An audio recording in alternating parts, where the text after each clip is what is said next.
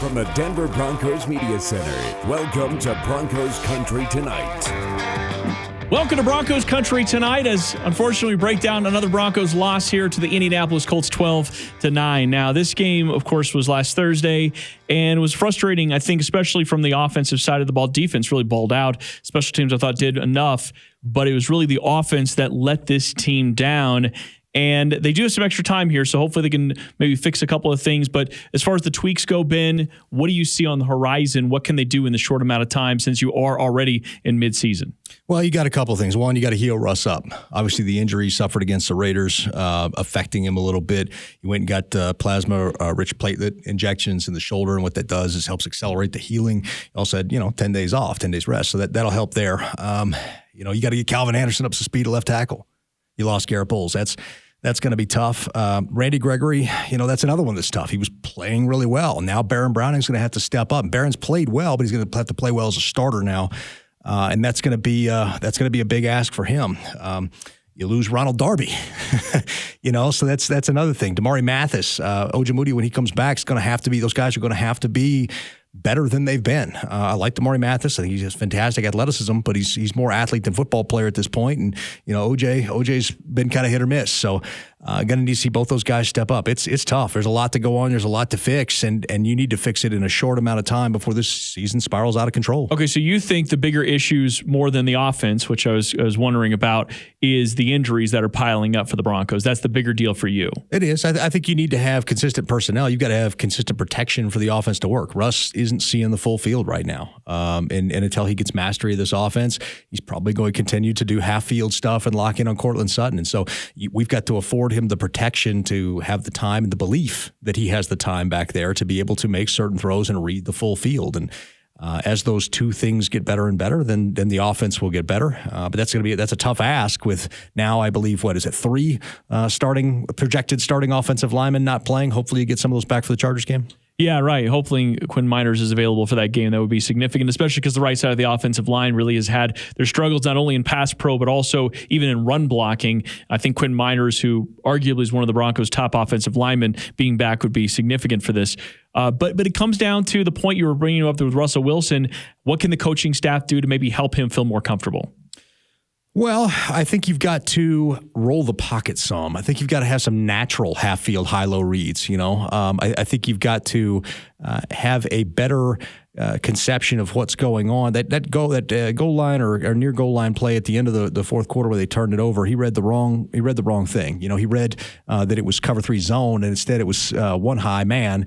And it's a common mistake to make, and a good guess down there in the goal line, honestly, because if you're in cover 3, as a defender, you're going to be facing the quarterback, whereas if you're a man, you're going to be facing away. With a mobile quarterback, you'd think they'd be facing the quarterback. But it was a good guess to make. It was just the wrong guess. So you're going to have Russ comfortable enough that you're not in moments where it comes down to that one read. You're going to have to score points when you're given the opportunity. You can't miss field goals. We talked about special teams doing enough, but they did miss a field goal in that game. Brandon McManus got to fix that.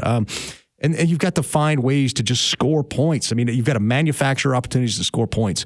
And whether that's taking more deep shots, more big plays, whether that's shoring up the small things because first and second downs have been problems. Look at these third down conversion rates. They're horrendous. Broncos number 1 in explosive plays and one of the worst third down teams in the league. That tells you that they're getting everything by big play. So you got to shore up the small stuff and then hope the big stuff stays there. And they've got the line's got to get more push in the run game so that they're getting 2nd and 4 instead of 2nd and 7.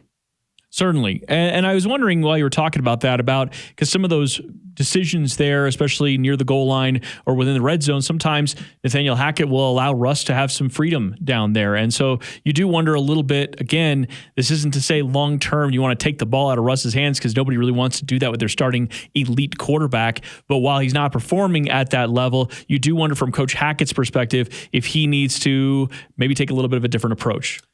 Yeah, I think maybe you scale it back and try to bruise people with the run game. You tell the offensive line, we're putting it on you.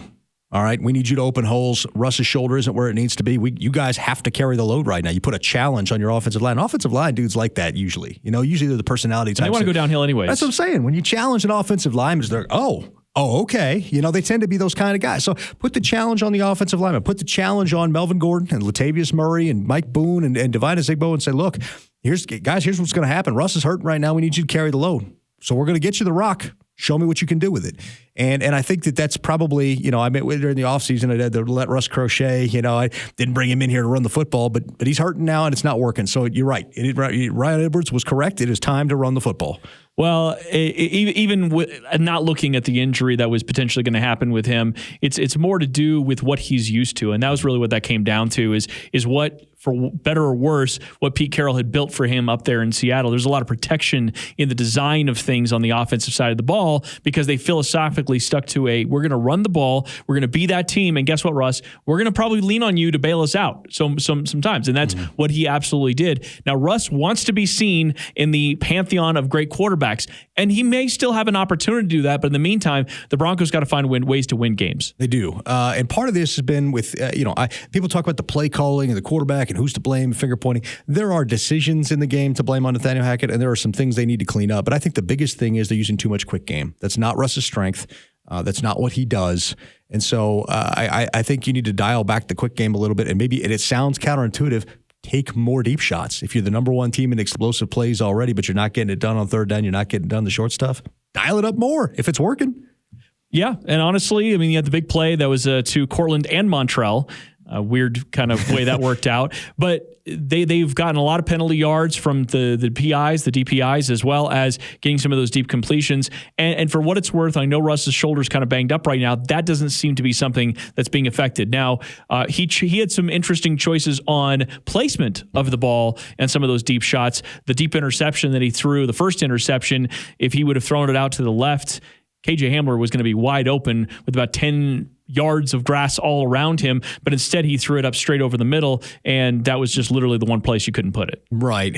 Russ has to make decisions too. There's blame to be passed around everybody. If we're looking to finger point, there's blame everywhere. But I think the things that are correctable and the things they can do is make Russ as comfortable as possible right now. And if that does mean scaling it back for his own good, it means scaling it back for his own good. Be like, look, dude, you're hurting. What we're going to do is we don't want you throwing 40 times a game. All right. We're going to dial that down to about 25, 28 times a game. We're going to run the football.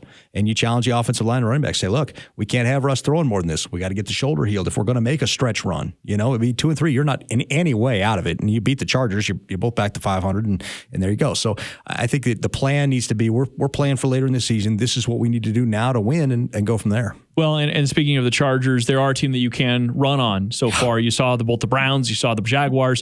Teams are running it right at them, and you can work a little bit of the clock that way. Again, sounds like all of a sudden Pete Carroll's coaching this team, but you have to kind of have a little bit of that mindset of not only you could protect Russ, but you also advantageously can attack your next opponent. And, oh, by the way, keep their high-powered offense on the sideline if you're controlling the clock a bit that way. Well, and if you do that, you're going to get one-on-ones on the outside, and that's where the Broncos feast. Right? That's where Russ feasts. So if you are running the ball effectively enough against a team that can't seem to stop it, and the Chargers haven't seemed to stop it for 2 years, they're going to go one high. You're going to get one-on-ones on the outside. KJ's going to beat people. Cortland's going to beat people, and you're going to be able to get those big explosive plays. They're going to suck a safety down in the box to try to stop the run. So it's just advantageous to play football that way. You may have come in here with an idea that you were going to set the world on fire with your offense. Dance with the one that brung you. I'm with you on that. All right. Obviously, a lot to break down over the course of the week as we get you ready for the Chargers. For Benjamin Allbright, I'm Ryan Edwards. Thanks for watching Broncos Country Tonight.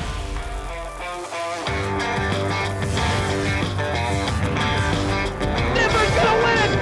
You can stand up and salute in Denver, and you got the world champions that live in your town.